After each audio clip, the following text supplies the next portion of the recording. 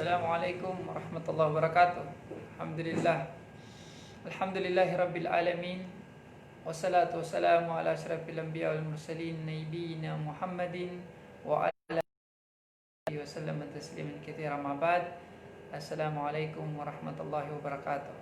Papuri sa Allah Subhanahu wa taala na nagkaloob sa atin ng buhay. Hingin natin sa Allah Subhanahu wa taala na pangalagaan tayo, patnubayan tayo lagi.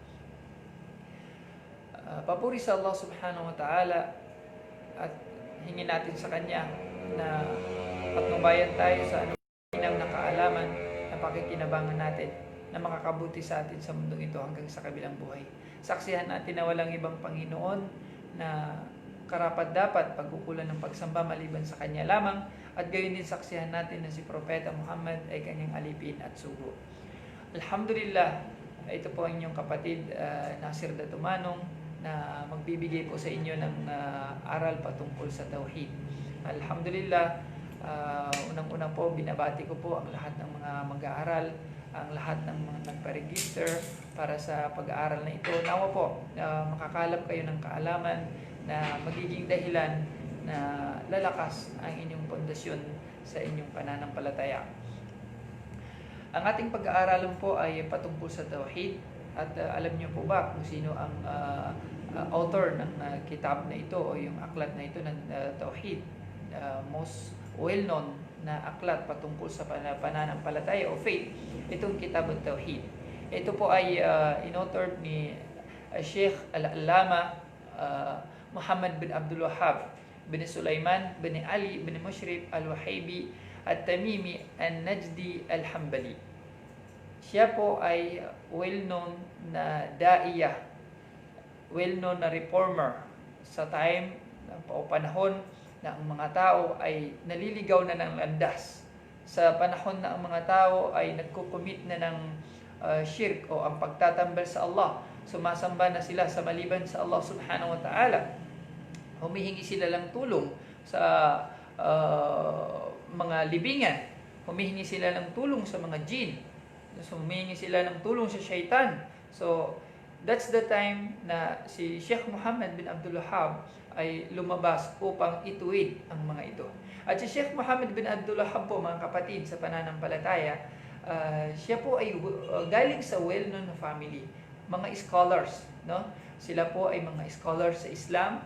Ang kanyang mga magulang, ang kanyang mga lolo ay well-known po sa pag-aaral sa Islam, o well-known na malawak ang kanilang kaalaman. At bata pa lamang po siya ay nakamemorize siya ng Quran. At siya po ay isinilang sa bandang Riyadh, malapit sa Riyadh po, tinatawag nilang Uyayna, noong 11th century, 15 ng Hijrah calendar. At yan po ay malapit sa Riyadh, o sa tinatawag sa ngayon ng Saudi Arabia. So, bata pa lamang siya, na memorize na niya ang maluwalhating Quran. Then nag-aaral po siya ng Tauhid, ng Tafsir, ng Hadith, sa mga well-known na mga scholars. At isa po sa naka-encourage sa kanya, ang mga sheikh na naka-encourage sa kanya ay mga sinauna na mga well-known na mga scholars like Sheikh Ahmad bin Hanbal. Ibig sabihin po, si Sheikh Muhammad bin Abdul Wahhab ay Hanbali po ang kanyang school of thought. Doon po siya mas marami ang nakuhang kaalaman at mas naipamuhay talaga niya ang kanyang napag-aralan doon. At siya rin po ay na-encourage ng mga aral ni Sheikh Islam bin Taymiyyah rahimahullah ta'ala, at ganoon din ang kanyang estudyante si Ibn al-Qayyim. Nakapag-aral din po siya doon sa mga well-known na mga sheikh. At ang na-encourage naman sa kanya after him ng mga scholars sa panahon natin ngayon ay sila Sheikh bin Baz rahimahullah ta'ala. So yung mauna po sila, si Sheikh Muhammad bin Salih Al-Uthaymin, Sheikh Jibrin, si Sheikh Muhammad bin Salih Al-Uthaymin namatay na po, si Sheikh Jibrin, at si Sheikh Al-Albani, si Sheikh Abu Ishaq Al-Huwaini, at marami pa pong iba, no, na nakakuha ng knowledge mula sa kay Sheikh Muhammad bin Abdul Wahhab. So ang book po ay importante, napakahalaga para sa isang mananampalataya na magiging strong at firm ang kanyang faith. Sapagkat ito po ay laban ito sa mga bid'ah, laban ito sa mga innovations, laban ito sa shirk, mga gawa-gawa na wala sa turo ng Islam. Itong kitab na po ito ang itatapat sa kanila, no? Ito po yung magagamit mo para makita mo kung alin ang tama doon sa mali. Patungkol sa mga hadith ni Propeta Muhammad sallallahu alaihi wasallam sa pagsamba sa Allah subhanahu wa ta'ala, siya po, ang kitab na ito ay magbibigay linaw po sa mga bagay na iyon. So sisimulan po natin ang Kitab at-Tauhid, mga kapatid, sa pananampalatayang Islam, sa salita ng Allah subhanahu wa ta'ala. Kanyang sinabi, وَمَا خَلَقْتُ الْجِنَّ وَالْإِنسَ إِلَّا لِيَعْبُدُونَ. At hindi ko nilikha ang mga jin at ang mga tao maliban sa sambahin lamang nila ako. Ito po yung main purpose ng Allah, ng dakilang tagapaglikha, kung bakit niya tayo nilikha o bakit nilikha ang jin, is to worship Him alone.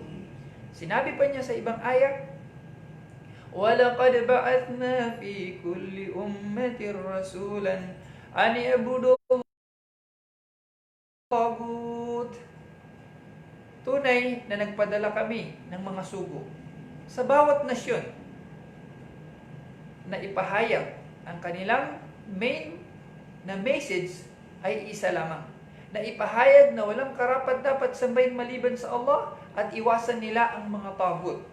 Ang tagut po, mga kapatid, sa pananampalatayang Islam is anyone na sinasamba na maliban pa sa Allah. O di kaya sinasamba na nagugustuhan niya, na iibigay niyang pagsamba sa kanya, tinatawag po yun tagut. At dapat po iwasan natin ang mga yaon. Iwanan po ang mga bagay na yun sapagkat yun po ay shirk. At sinabi pa ng Allah sa surah An-Nisa, وَاعْبُدُوا اللَّهَ وَلَا تُشْرِكُوا بِهِ شَيْئًا. At sambahin niyo ang Allah at huwag kayong magtambal ng maliban pa sa Kanya. So ang mga aya na ito, ang mga verses na ito mula sa maluwalhating Quran, ang pinaka main point is gawin lamang ang pagsamba, iukol lamang sa Allah at huwag sasamba ng maliban pa sa Kanya. Sapagkat yan po ay malaking shirk at malaking makakasira sa faith ng tao, sa mga gawain ng tao, na kapag siya ay nagtambal ng maliban pa sa Allah. Hindi po yan tinatanggap ng Allah ang mga gawain na may kalakip na shirk o pagtatambal sa Allah. Si Mu'adh bin Jabal radiyallahu anhu, minsan nakasama niya ang Propeta Muhammad sallallahu alaihi wasallam sa paglalakbay. At inangkas siya ni Propeta Muhammad. At ang kanilang sasakyan ay isang donkey. Ang donkey po ay parang kabayo, ngunit maliit lamang sa kabayo at malakas po ito, no? Malakas ang donkey. At kanyang sinabi kay Mu'adh, "Ya Mu'adh, atadri ma haqqullahi 'alal ibad o ma haqqul ibadi 'ala Allah?" Ya Mu'adh, sabi niya, alam mo ba ang karapatan ng Allah sa kanyang alipin? At ang karapatan ng alipin sa Allah?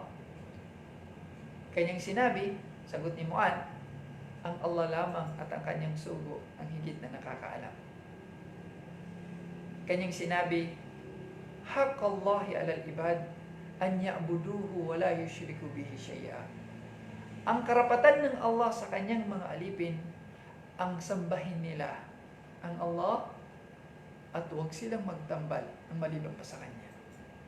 Huwag silang sasamba ng maliban pa sa Kanya. Huwag silang kikilalan ninuman na bagay na angkop lamang sa Allah maliban sa Kanya. At ang karapatan naman ng alipin, ng nilikha sa Allah subhanahu wa ta'ala, na hindi niya parurusahan.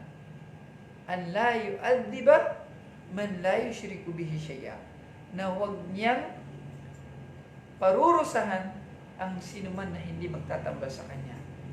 Ang sinuman na hindi nasasamba ng maliban pa sa Kanya, huwag niyang parusahan.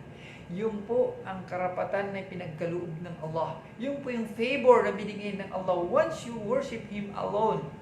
At iniwan mo ang pagsamba sa mga Diyos-Diyusan, hindi ka parurusahan ng Allah. Patatawarin ng Allah sa iyo ang iyong mga kasalanan. Gaya ng isang tao pumasok sa Islam na lahat ng kanyang mga kasalanan ay nangawala nang dahil sa pagtanggap niya sa kaisahan ng Allah. Sa kabila na siya ay sumamba ng maliban sa Allah, nung yumakap siya sa Islam, immediately lahat ng kanyang mga kasalanan ay nabura na. Subhanallah. Kaya sabi ni Mu'adh bin Jabal, Ya Rasulullah, o sugo ng Allah, hindi ko ba ibabalita sa mga tao? O maaari ko bang ibalita sa mga tao ang magandang balita na ito? Kanyang sagot, La tubashirhum fayattakilu.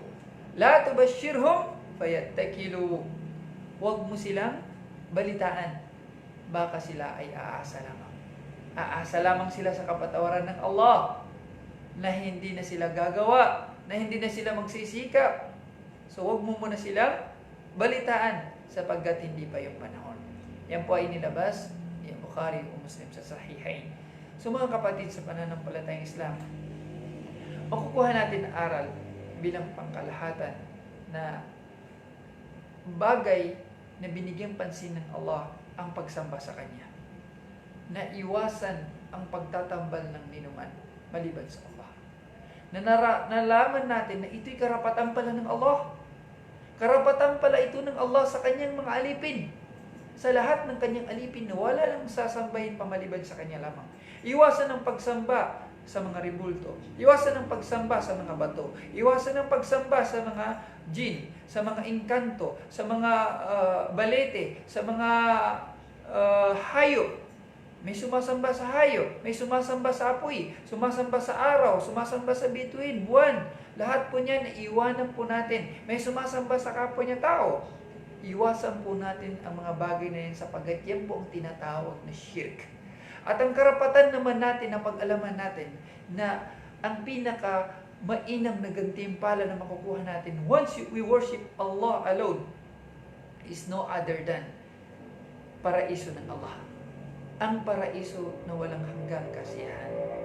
Ang ilayo tayo ng Allah subhanahu wa ta'ala mula sa naglalagablab na apoy na hindi na tayo makakatikim ng parusa pa ng Allah subhanahu wa ta'ala.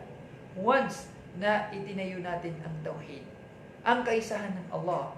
Once na pinanindigan natin nung tayo ay pumasok sa Islam, and every time na tayo ay nagsasyahada, every time na tayo nagtatashahud, na kinikilala lamang natin ng Allah ay nag-iisa at walang katambal, sa pamamagitan niyan, makakapasok tayo sa paraiso at malalayo tayo sa impyerno.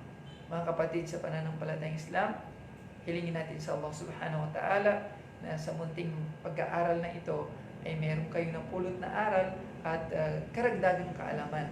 Hindi kayo magpapatatag ng inyong iman, magpapalakas ng iyong faith sa Allah subhanahu wa ta'ala. At insyaAllah ta'ala, we will do our best na maibahagi namin sa inyo ang mga mainam na salita ng Allah subhanahu wa ta'ala at hadith ni Prophet Muhammad sallallahu alaihi wasallam.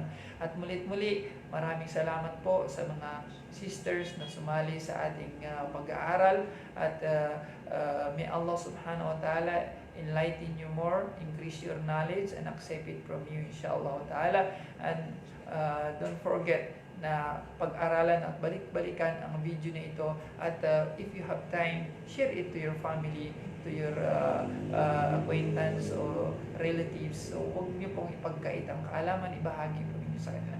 So maraming salamat po. May Allah bless you, bless us all. Allahumma amin. Jazakumullah khair. Wassalamu alaikum warahmatullahi wabarakatuh. Subhanakallah bihamdik, syadu an la ilaha illa anta, astaghfiruka wa natubu ilaik.